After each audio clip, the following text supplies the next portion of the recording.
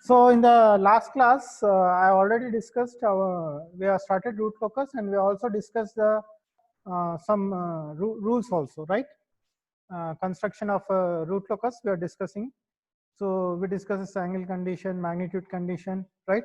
And three rules also we discussed. So once again, I'll go with the rules from the starting. So rule number one, okay. So what is the rule number one? The root locus is symmetrical about real axis, right? So according to the real axis, what will be the with respect to real axis, you will get the graph as a symmetrical with real axis. So the real axis will act as a mirror image. Okay. So this is the first rule. So by seeing the graph root locus, we can tell whether it is correct root locus or not. Okay. So next rule is number of root locus branches. So where the root locus will start? Can anybody tell where the root locus will start? Root locus will start at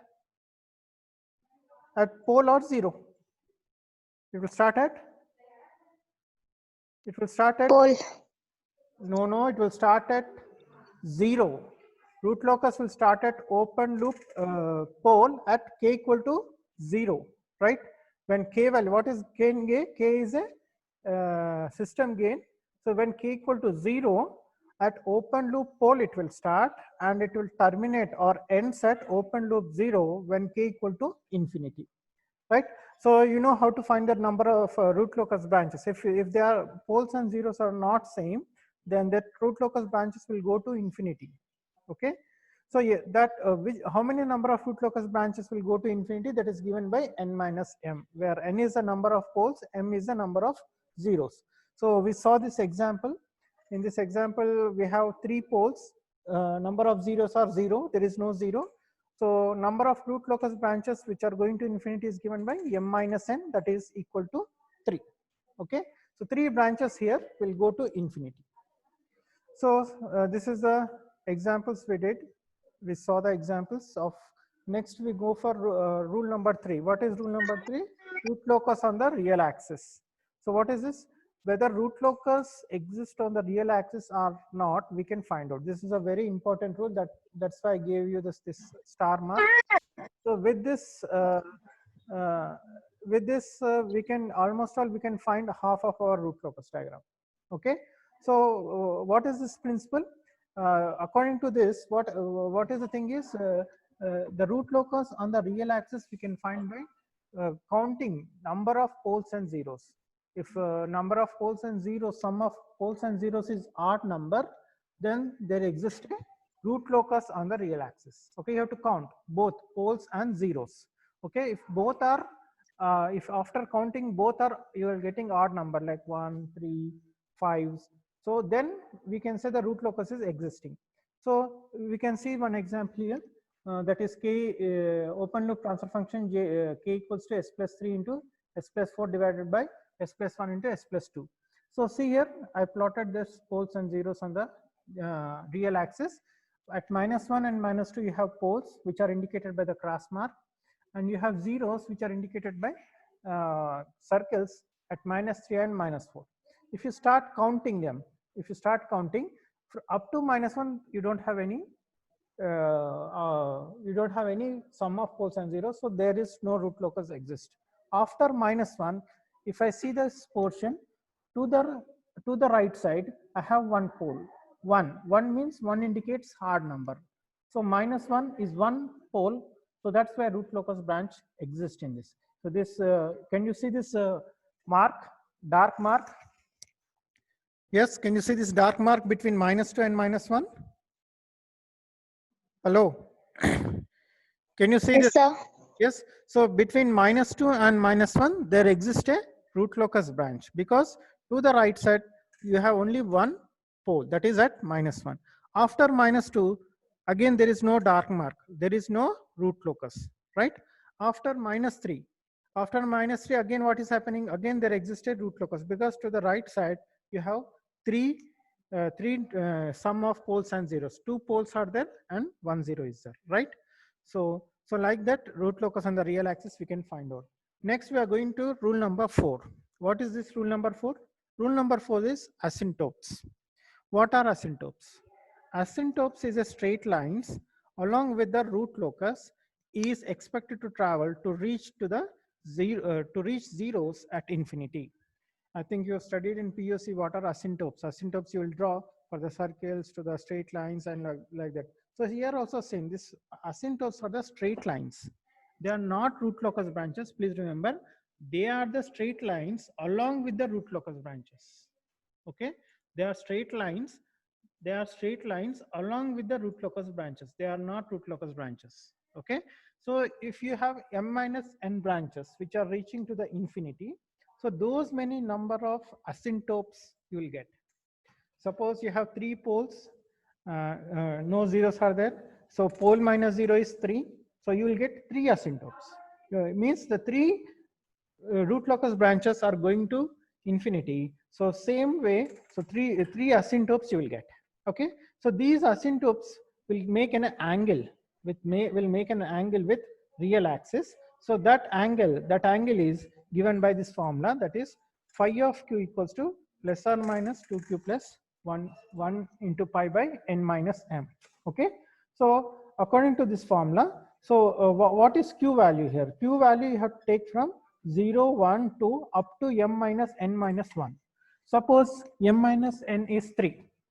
M minus n is 3. 3 minus 1, that is 3 minus 1 is only 2. You have to take up to 2, right?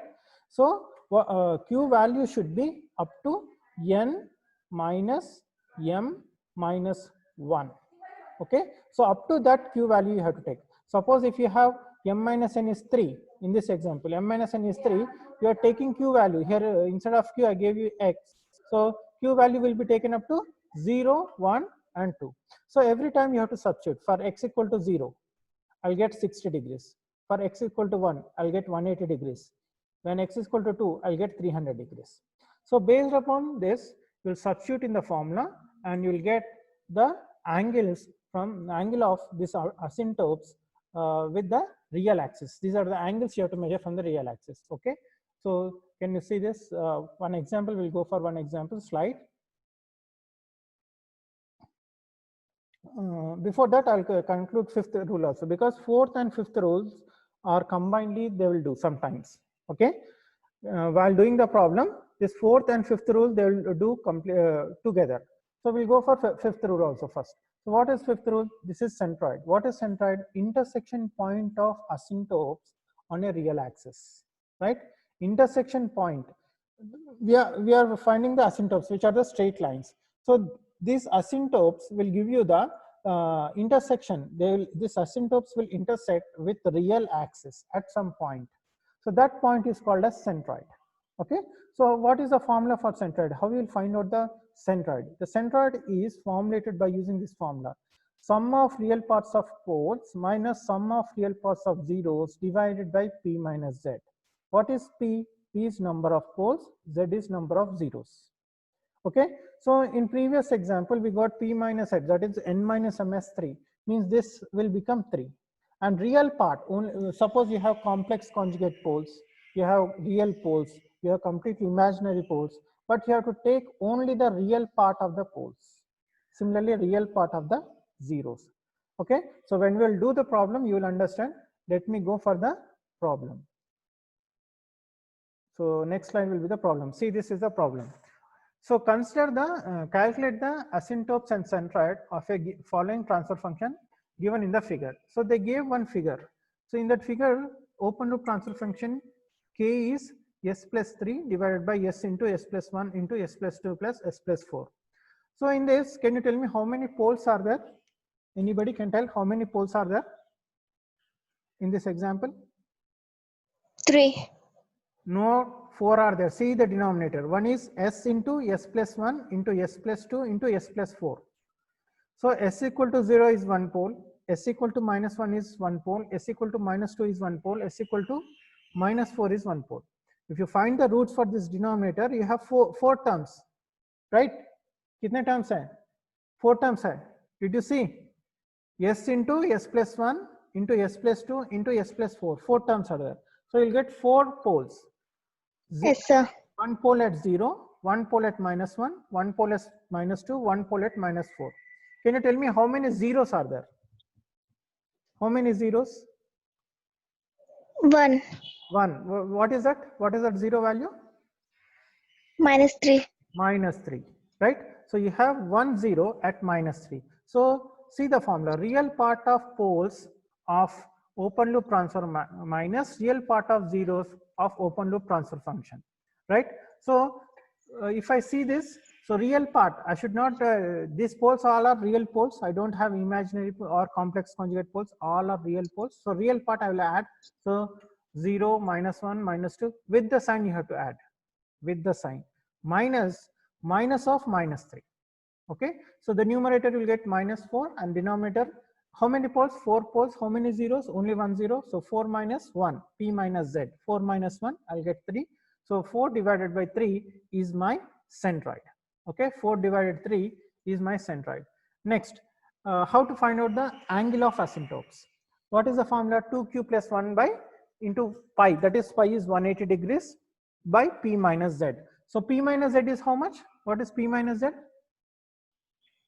P is how many? 4 poles. 0 is 1. So p minus z, 4 minus 1 z is 3. So what is the q value? We have to take q value minus, q value equals to p minus z minus 1, n minus m minus 1, right? So m minus n minus m is 3. Again, when you have to do one more minus 1. So minus 1 you do 3 minus 1, 2. So you have to take up to 2. You have to take up to 2. So for 0, for q equal to 0, first I'm substituting for q equal to 0. You have to take q equal to 0, you have to take 1, you have to take 2. For first q equal to 0, I'm getting 60 degrees.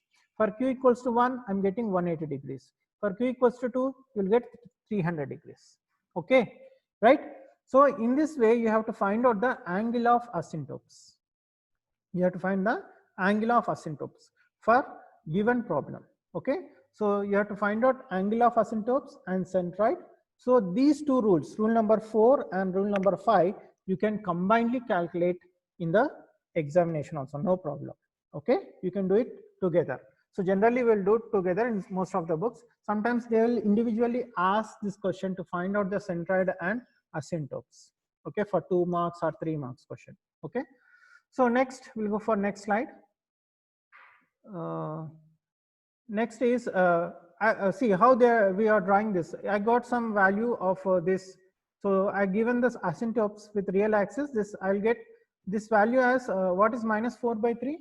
1.33 you'll get. Okay, 1.33 you'll get. So 1.33 I have here. So from there, one asymptote is with 60 degrees. One is with 180 degrees, one is with 300 degrees. In this way, I have to plot on the graph sheet. Okay, you have to use a protractor, and using protractor with the you should keep the center at minus 1.3, and from that with 60 degrees, with 180 degrees, with 300 degrees, you'll get 3 asymptotes lines. Okay. So next is sixth rule is breakaway or break-in point. Breakaway or break-in point. This is also important. Sometimes only sixth rule will be asked separately in the examinations. So what is breakaway and break-in point? What is breakaway point? The point at which root locus branches leave the real axis, or where the root locus branches break away, is called as breakaway point. Okay. Sometimes both they will call with same name, breakaway point in some books, but breakaway is different. Break-in is different. Breakaway is where the root locus branches will leave the real axis. Is nothing but breakaway point. What is break-in point? Break-in point is where the root locus branches enter the real axis. One is leaving, one is entering. That is the difference. Okay, right? What is breakaway point? Can anybody tell? Breakaway point is where the root locus branches leaving the real axis. Break-in point where the root locus branches entering the real axis. This is the difference. Okay, don't think both are same. In some books they will give you same, but breakaway and break-in are different. Okay, so if you see this diagram here, in the root locus branch, if you see the diagram here, this is the breakaway point, right? Break-in point. This is breakaway point, right? where this root locus branches are breaking at the post, starting at the post, you are getting like this, and they are breaking here, and one is going to this side and another one will go to this side, and this is breaking where the root locus branches entering the real axis. These are leaving the real axis, this is entering the real axis. Okay, so this is the break-in and breakaway points. Now how to calculate this break-in and breakaway points? Okay, how to calculate this break-in and breakaway points? So we have one formula here, we have some procedure. You can see these are the examples of breakaway and break-in point. So how to determine this breakaway and break-in point? So you have to find out, first step is you have to find out the characteristic equation, okay, of a closed loop transfer function. See, they will give you in the question open loop only. You have to convert that into closed loop. You know how to convert into closed loop. Closed loop function is g by 1 plus g into h of s. Generally, they will give unity feedback system. So h of s you have to take as 1, and you have to calculate closed loop transfer function. So for that closed loop transfer function, you have to find out the characteristic equation. You have to find out the characteristic equation. So generally you have that equation will be in terms of k. Don't worry, why I got this k, from where I have to get, it will be in the k only, because we are varying the k value. K is a variable here. We will vary k from 0 to infinity. So in every function you will get the equation in the form of k terms. Okay. Next step is you have to differentiate this equation with respect to s. Okay. You take k terms separate, and that equation you have to differentiate with s. So you have to do dk by ds equal to 0. So after this after differentiating, you will get the roots for that equation. You will get the roots for that equation. So that roots, when you get the roots, some roots will be valid breakaway points, some are not valid breakaway points. Actually, there are so many methods to find out whether which is the correct breakaway point. But standard method is you have to substitute this root value in the k equation, which you got in the second step. This k equation is there. So in that equation, you have to substitute and you have to see the k value. If k value is positive and real, means after substituting, if you simplify, if you get k value as a positive, you should not get negative. If you get k value as positive and real, then it is a valid break point, break-in or breakaway point. So, but I have some, I'm not sure the breakaway point should be real. It may be complex conjugate also. In some problems, you may get complex conjugate. So most preferably, you have to check for it should be positive, compulsory. In few problems only, you will get they as complex conjugate. Okay. That if you have more number of poles and 0 zeros, you will get only in one case. If you have 4 poles, 0 zeros, 4 minus 0 is 4. If you have complete 4 poles, you have 4 root locus branches. If you have 4 asymptotes, in that situation only, you will get complex conjugate the k value, right? Otherwise, it is not. Please remember this. Okay. So mostly you will get positive. If you won't get positive value, k value, then the meaning is that that is negative. That is not a valid breakpoint. That is not a valid breakpoint. Okay, k should be positive and real. So with this, you have to find out the root locus breakaway and break-in point. So we'll see one problem here. So see the problem. The problem is given. You have to find out characteristic equation. What is characteristic equation here? Do you able to see? You able to see the graph? Yes, sir. So see here, characteristic equation. I got s cube plus 5s square plus 6s plus k equal to 0. So I'm getting k terms. What is k? If I remove k, all these terms, if I bring that side, all terms will become negative. Minus s cube minus 5s square minus 6s. So what I have to do next step? I have to differentiate. So when I do the differentiate, s cube is minus 3s square, 5s square is 10s, 6s is 6. If I differentiate with respect to s, and you equate it to 0 and you will find the roots. So if I find the roots, I got two values. One is minus 0.7, one is minus 2.5. Okay, two values I got. If I substitute these two values in the k and see what is the k value, I got k value. One is first one for 0.7 minus 0.7 I got 2.1. For minus 2.5 I got minus 0.63. So one is positive and one is negative, right? So which is positive? K value is positive for minus 7.5, k value is positive. So that means the S equal to minus 0.7, minus 0.7 is a valid breakpoint. It is a valid breakpoint. So this is a valid breakpoint in this example. You can see one more example. See here, second example. Here they gave you open loop transfer function k by s into s square plus 4s plus 13. I'm finding the closed loop function, closed loop transfer function. From that I'm getting the characteristic equation. So the characteristic equation, so this is the characteristic equation. So characteristic equation I'm making, it will be in the k terms. So k terms I'm separating. So from k terms I have to differentiate. So when I differentiate, I get this equation 3s square plus 8s plus 13 equal to 0, right? So for this equation, I'll find the roots. You know how to find the roots, minus b plus or minus under root b square minus 4ac formula. Simply substitute in that and you'll get the roots. So what is the root I got? Complex conjugate. When you got a complex conjugate root, you have to remember whether it is correct or not. This is very important. I'm giving you hint. If you get a complex conjugate, you have to be careful, right? It may be valid or it may be invalid. Okay, you have to be careful in substituting these values. You have to use calculator. Don't use directly. You won't get. You have to use a calculator only.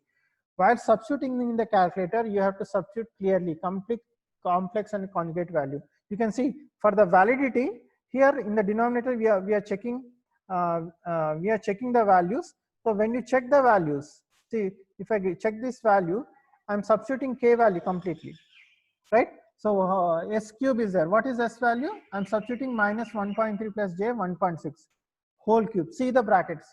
Clearly you have to put in the calculator brackets, cube values, square values. Then you will check whether it is positive or real, right? So if I put this value in this problem, I got some negative value. It is not positive and real because I'm having complex conjugate. So at that point we can say this is not a valid breakpoint. As we know, the valid breakpoint should be positive. It should not be negative. Complex conjugate or real, you think later on. Sometimes it may be a breakpoint or breakaway point. So, but that is depend upon the direction of your root locus branches. When you decide whether it is breakaway or break-in, when it will be, it is breakaway. Breakaway means when root locus branches leaving away, they are leaving. Break-in means when root locus branches entering. That is the difference. So based upon your root locus, based upon the first rule and second rule, you can decide whether it is breakaway or break-in point. Okay, these all rules are interrelated, right? You can, after going to fifth and sixth rule, you can go to first rule, and if you have any doubts, you can verify again, right? It is not a one-time problem, one-time doing. Every time when you do, you have to verify each and every step carefully. Okay, so next is seventh step. So what is seventh step? Intersection point with imaginary axis. So here you have, when you draw the root locus, if you see this in the starting, we saw some problems. Example diagrams are shown there. See here, it is intersecting this imaginary axis, right? My root locus branch is intersecting my imaginary axis. It is intersecting here. This is my imaginary j omega. So here intersecting at this this point. If my root locus will cross this, if a root locus come into this side, it will be unstable. As we know, it will be unstable, right? So unstable means this is unstable side. Okay, this is stable side.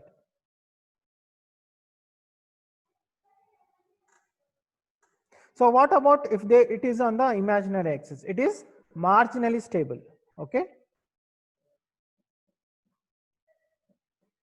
This already we discussed. This is marginally stable. So when it is marginally stable, you will get frequency of oscillation. The graph at marginally stable, what will be the graph? The graph will be like this sinusoidal graph you will get, right? It will not be stable.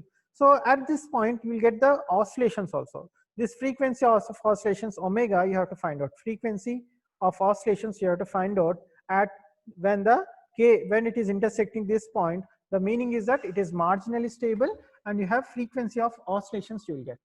Okay, so this frequency of oscillations you have to calculate, right? So how you will calculate? What is the procedure to do this? We'll see. So that is intersection point, and that intersection point we'll see. So intersection, the root locus gives as a point on the imaginary axis with the root locus cuts with which is moving to the right side of S plane. The intersection point can be found by using two methods are there. Generally, you will use Roth stability criteria. You know Roth stability criteria, how to construct the Roth array, right? So you have two methods. One is Roth stability criteria, and the other one is by substituting S equal to j omega. So first method we will see. In the first method,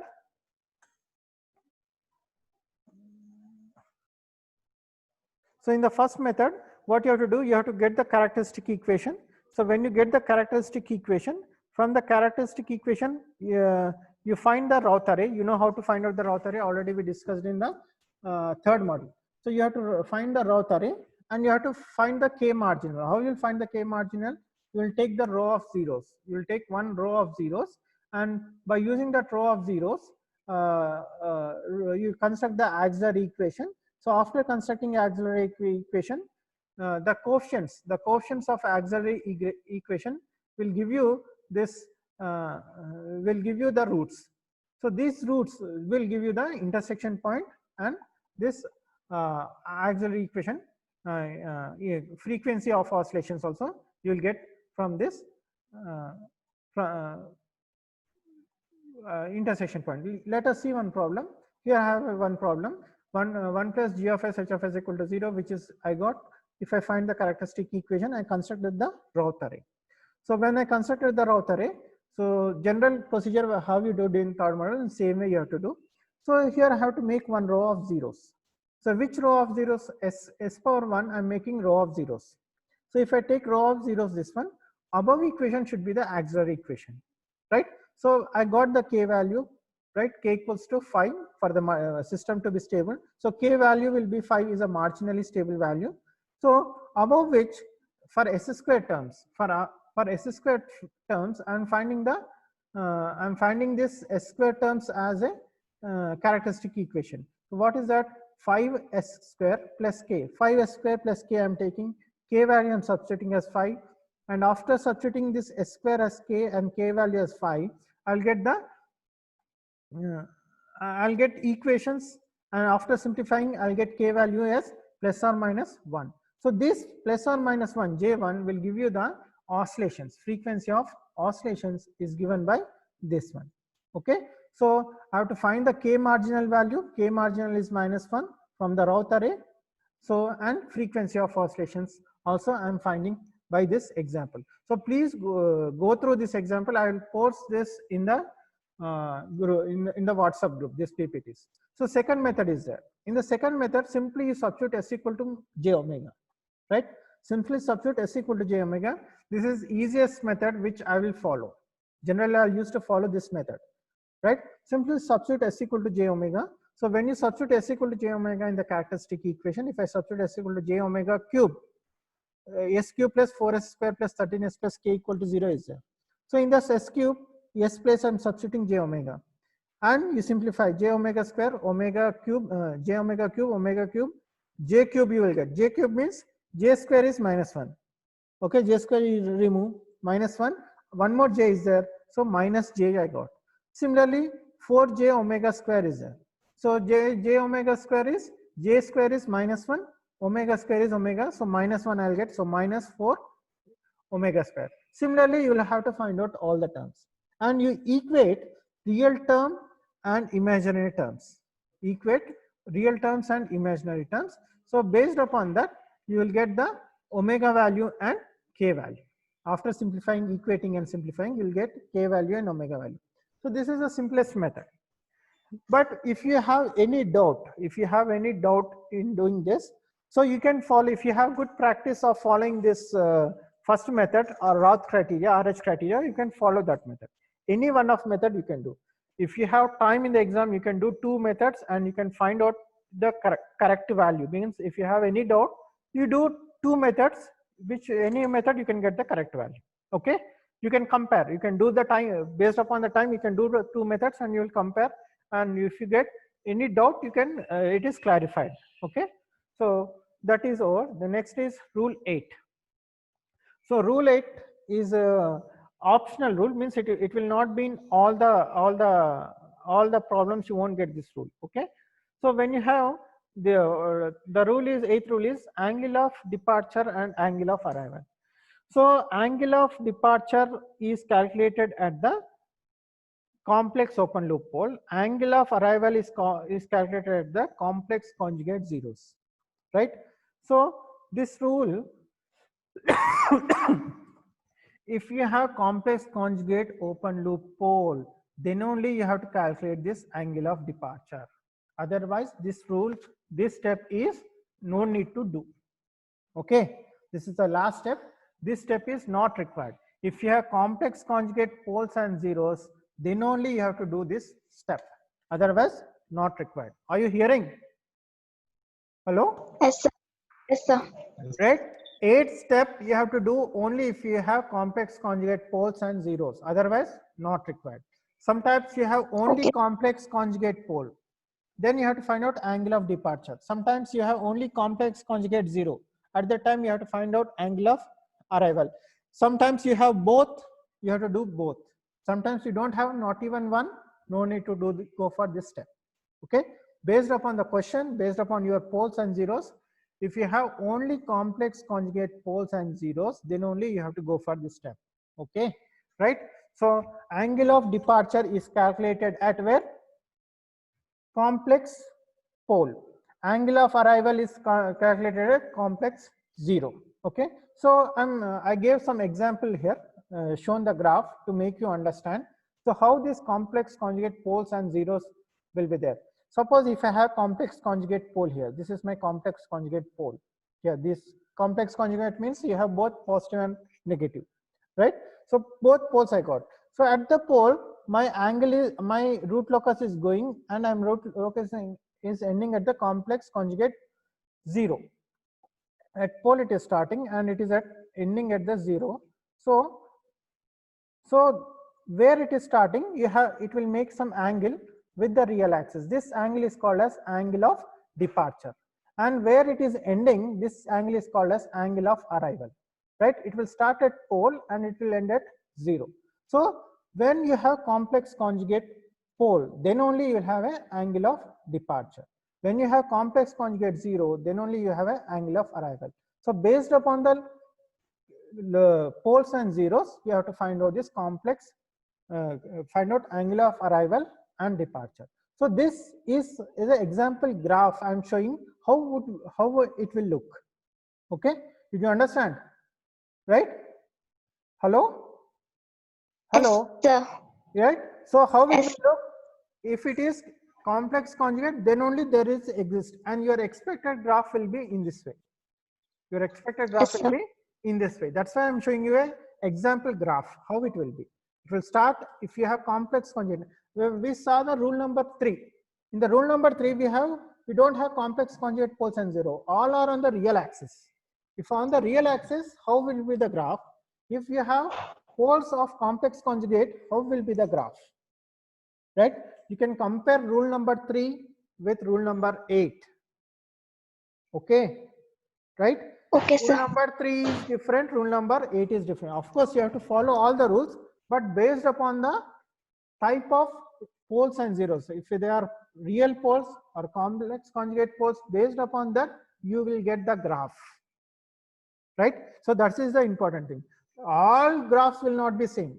As you go on doing the steps, you will get the clarity of what type of graph I'll get. Okay, so we'll do some problems on this. I gave 1 or 2 problems. See, and how to find out this? To find out these angles, you have some formulas. What is that formula? Please, in different books you will have different way. Means you'll have same formula, but plus or minus some difference will be there, right? Don't get confused from seeing Bakshi book, from seeing Anand Kumar, or seeing some another textbook. Different books will have some slight changes in the formula, but all formulas will give you the same result. Okay, don't get confused. Here plus is there, here minus is there. So this is a complete by observing all the books and all the things, I concluded this formulas. Please see these formulas. What are these formulas? Here is what is the angle of departure? Angle of departure is given by plus or minus 2q plus 1 into 180 minus 5. What is 5? Sum of angles contributed by poles minus sum of angles contributed by zeros. Okay, so this is a formula. Don't get confused. What is 5? 5 value is given by 5 sum of angles contributed by poles minus sum of angles contributed by 0. In some books it will be reverse, zeros minus poles, but there will be a minus sign here. Instead of plus, here you have minus sign. Minus instead of minus you have plus sign. Don't get confused. Everything is same, right? Minus plus they will interchange and they will you will have different in the different book, but overall thing is same. Okay. Okay, so for the arrival, instead of minus you'll get plus here. That's all. Okay, so see some problems here. See, we'll go with some examples. First I'll show you how to calculate this. See, if I have complex conjugate pole here, right, which one I have to find out? Angle of departure I have to find out. So for complex conjugate pole I have to find out